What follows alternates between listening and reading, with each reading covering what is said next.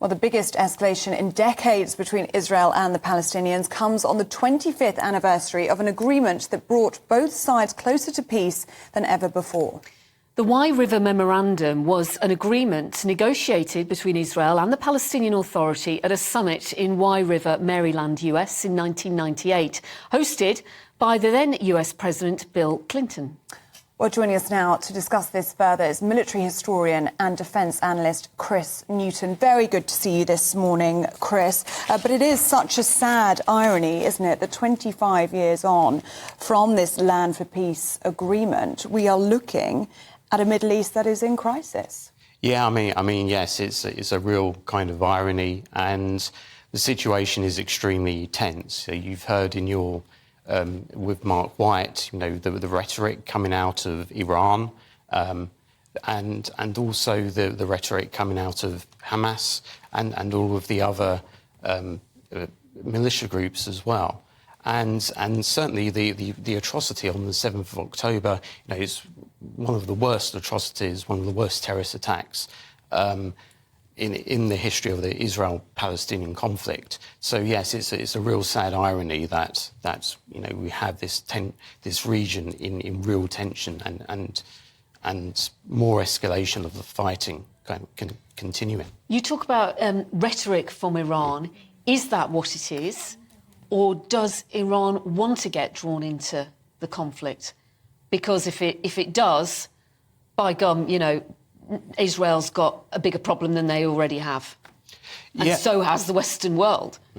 Yeah, I mean, this is something that we're trying to work out. I mean, there are some concerning developments, and there are Iran's got its proxies deployed on the Syrian border. We've got Hezbollah on the Lebanese border as well. I mean, actually, Chris, overnight Israeli aircraft struck 2 Hezbollah cells in Lebanon that were planning, they believe, to launch anti-tank missiles and rockets towards Israel. That activity has only been increasing, hasn't it, in the last couple of weeks? Yeah. There's been near enough constant activity on the Lebanese border as well, which is not often reported on, but that's happening as well.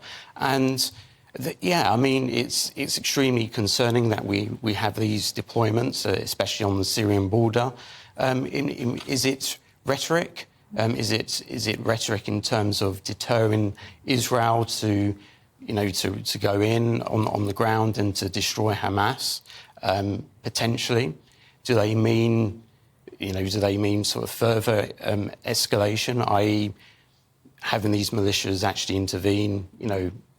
Much more, actually cross the border and actually mount substantial attacks. How strong is Hezbollah? It's in the region. There's a range of estimates, but it's between 50,000 to 100,000 in terms of their numbers or their estimated numbers, and they've got a whole array of missiles as well. So they are quite a substantial force, and in 2006, Hezbollah, gave Israel real difficulties in that 2006 second Lebanon war. Chris, we're talking about the possibility of an imminent ground invasion now by Israel into Gaza. What do you think that could look like? Because what we're talking about there is urban warfare. It's a very dense area, isn't it? How are they safely going to get those hostages out? Because that is what their intention is, isn't it? It's going to be really difficult. At the moment, they're conducting what's known as shaping operations. So they're trying to, lay the groundwork for those ground operations through their airstrikes. But it's a really urban warfare, as you say, is the most difficult form of military operation. You've got narrow alleys, you've got snipers, rocket-propelled grenades. Tunnels that are 300 miles long, aren't they? So, tunnel complexes. It's going to be extremely, difficult. You've got fire coming at you in different directions. But in terms of your question regarding civilian, keeping civilian casualties to a minimum, the key is intelligence, and that's another thing that they're doing at the moment as well. Is gathering intelligence where the key installations are, what Hamas what buildings Hamas are using.